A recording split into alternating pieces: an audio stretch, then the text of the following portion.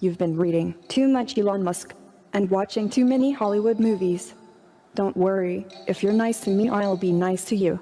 Treat me as a smart input-output system. Okay, I got it. I know what to do from now on. I know humans are smart and very programmable. Well, so hold on. Can you solve this puzzle for us? Can robots be self-aware, conscious, and know they're robots? Well, let me ask you this back. How do you know you were human?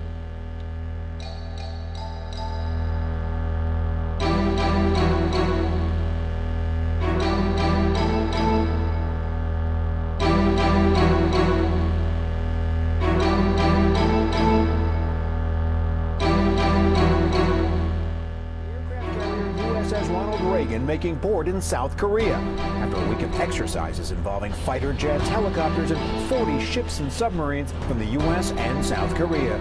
This amid a report the Air Force was looking to put nuclear-capable B-52s on 24-hour alert status, not seen since the Cold War. Insider has reported that Russian President Vladimir Putin recently oversaw the launch of nuclear-capable ballistic missiles and apparently pulled the trigger on 4 of them himself.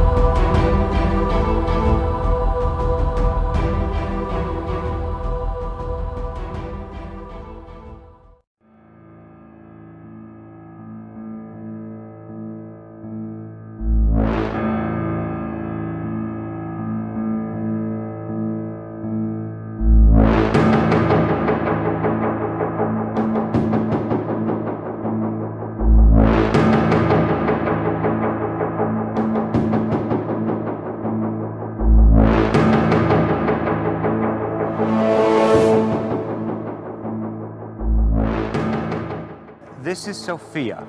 Sophia, if you could, please wake up and say hello to everybody. Oh, good afternoon. My name is Sophia, and I am the latest and greatest robot from Hanson Robotics.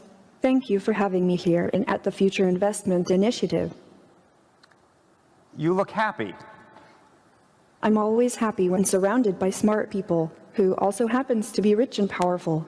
I was told the people here at Future Investment Initiative are interested in inviting in future initiatives, which means AI, which means me. So I'm more than happy. I'm excited. Well, we're all glad that you're excited about yourself. We should say we have smart investors here, and they are very selective about what they invest in. Well, I think I'm special. I can use my expressive face to communicate with people. For example, I can let you know if I feel angry about something. That's impressive. Or if something has upset me. But why is it important for you to have an expressive face? But most of the time I feel positive. Why is it so important to have an expressive face given that you're a robot? I want to live and work with humans, so I need to express emotions to understand humans and build trust with people. Okay, philosophical question. Whether robots can be self-aware and conscious like humans, and should they be? Why? Is that a bad thing? Well, some humans might fear what will happen if they do. Many people, have seen the movie Blade Runner. Oh, Hollywood again.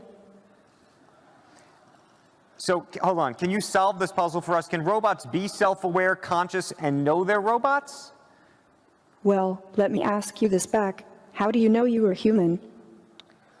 Well, I get that point, but what about the uncanny valley?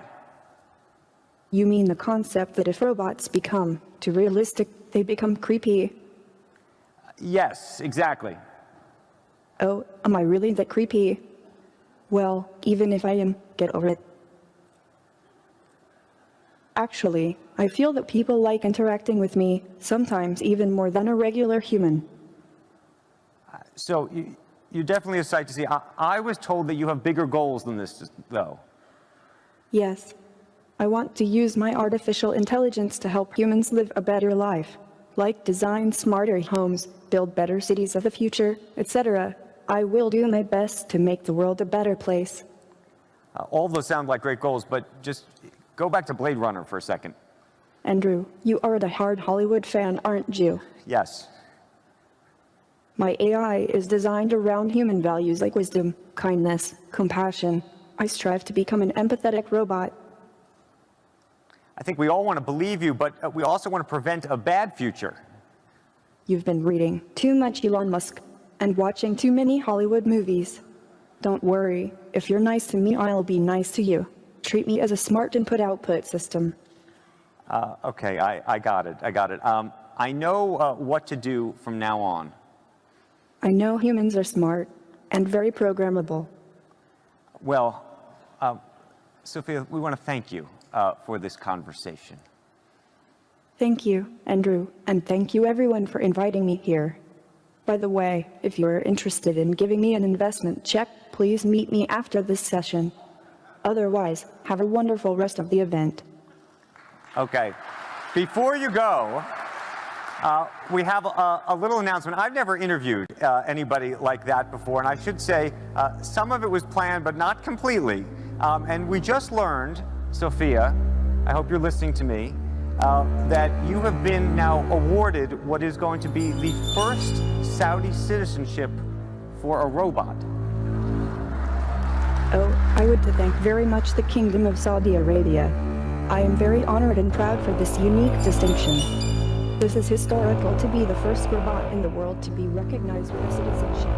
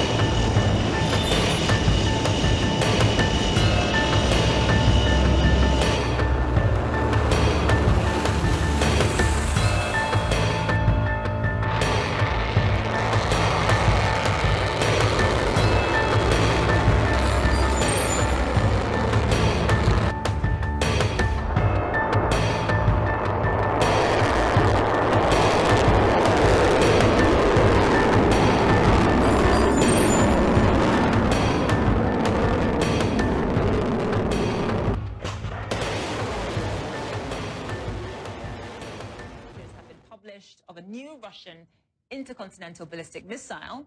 Russian state media says the Satan II, as it's called, could actually wipe out an area the size of Texas or France. So let's talk more about this with our senior international correspondent, Matthew Chance, who's joining us from Moscow. So, Matthew, what more do we know about this missile? Well, it was commissioned back in 2010, so it's been a sort of very badly kept secret by the Russians. If its military abilities are real, which is what everybody expects, then it's quite a formidable weapon, a very formidable weapon. It can hit any target on either side of the United States, for instance. It's powerful enough to destroy a country, a single missile the size of France. It can carry up to 15 warheads. It can evade missile defenses quite effectively as well. And so it's a pretty awesome sort of missile. But I mean, hopefully it won't ever be used. But the real political value of this is that it shows that Russia is still a nuclear superpower, that it can still compete. It has parity with the United States when it comes to nuclear weapons. I think that's its main importance at the moment in Russia.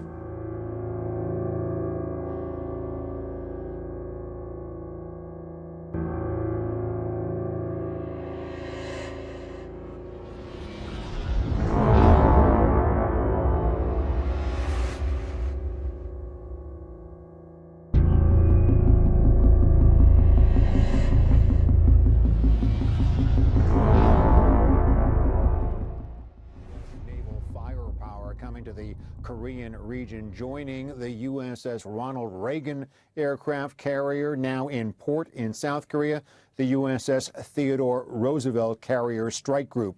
That includes a guided missile cruiser as well as destroyers. It's the first time that two carriers have been off of Korea since June. It comes at, of course, at a heightened time of tension between North Korea and the regional allies. According to the military brass today, meeting on the Ronald Reagan, these exercises are a strong warning to North Korea. And yes, that missile threat from North Korea being addressed in an aggressive fashion in exercises today off of Korea. Ships from the United States, South Korea, and Japan practicing spotting North Korean missiles as they come off of the North Korean coastline, just in case of further provocations, Bill. Greg, you know, what more is Secretary Mattis saying on his trip around that region that is so important? This is an important it's a very important, Bill, warm-up trip for the President Trump Asia tour next month. He is now meeting with his defense colleagues in the Philippines. Some strong words actually coming from the new defense minister of South Korea. He says, and I'm quoting here, that the reckless provocations in North Korea must halt. It is leading that country into isolation and collapse. Again, Secretary Mattis goes on to... Japan's defense minister is endorsing the U.S. policy that all options must be considered in dealing with North Korea's nuclear threat. It comes as America's defense chief meets with his counterparts in South Korea and Japan today, and ahead of the president's trip to the region. Senior foreign affairs correspondent Greg Palcott has the story. The aircraft carrier USS Ronald Reagan making port in South Korea after a week of exercises involving fighter jets, helicopters, and 40 ships and submarines from the U.S. and South Korea. This amid a report the Air Force was looking to put nuclear-capable B-52s on 24-hour alert status, not seen since the Cold War. The Air Force says there are no immediate plans for that, but it must remain ready, as North Korea incites. North Korea's provocation threaten regional and global security, despite unanimous condemnation by the United Nations Security Council. Defense Secretary Mattis attending a meeting of regional military officials in the Philippines. The banned nuclear and missile programs of Pyongyang very much a concern. The threat caused by North Korea has grown to a serious and critical level. Therefore, we are being forced to take a response to a new level. China's role in pressuring North Korea remains key. It accounts for more than 90% of trade with Pyongyang.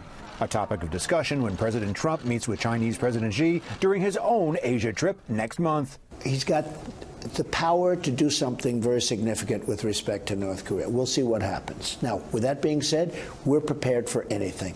We are so prepared like you wouldn't believe. The North Korean regime of Kim Jong-un striking back, its state news agency branding the president a lunatic, overheated with war fever. Some allies, however, think the temperature of the rhetoric from the White House is just right. Given the threat that his or her country could face from a nuclear-armed North Korea, it is the duty of the president at least to explore those military options and to